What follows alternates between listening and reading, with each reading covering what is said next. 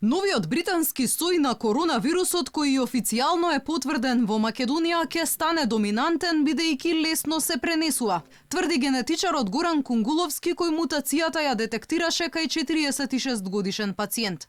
Тој не ја исклучува можноста британската мутација да била присутна во земјава уште од стартот на декември, бидејќи пациентот кој се лекувал во приватната болница Жан Митрев не патувал во странство.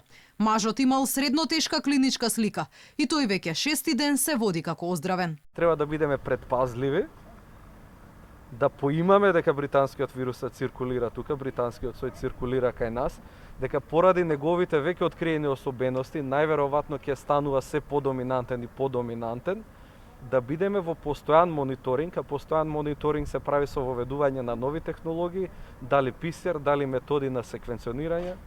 Светска здравствена, препораката од Светска здравствена, од Европскиот центар за контрола на заразни болести, Европска комисија, барем 5% од сите позитивни изолати да се секвенционираат.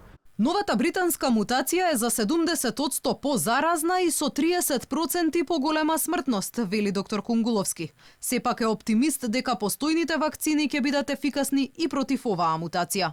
Првите информации тврдат дека нема голем удел врз ефикасноста на вакцините, односно дека вакцините функционираат доволно добро и кон новите соеви на коронавирусот, но нели напоменав со постојан мониторинг и доколку се појават и нови соеви на коронавирусот, врз кои вакцините би имале намален ефект, технологијата барем на РНК вакцините е таква, флексибилна, платформите се флексибилни. Компаниите сметаат дека во временски период од месец до месец и пол би се направила доколку има потреба и од нова вакцина кон некој нов сој. Дали британскиот сој на коронавирусот е причина за зголемениот број на заразени на клиниката за нефрологија, допрва ќе се утврдува. Од Министерството за здравство пак велат и засега не се размислува за воведување на нови рестриктивни мерки. Инаку британскиот сој на COVID-19 е регистриран во 70 земји во светот.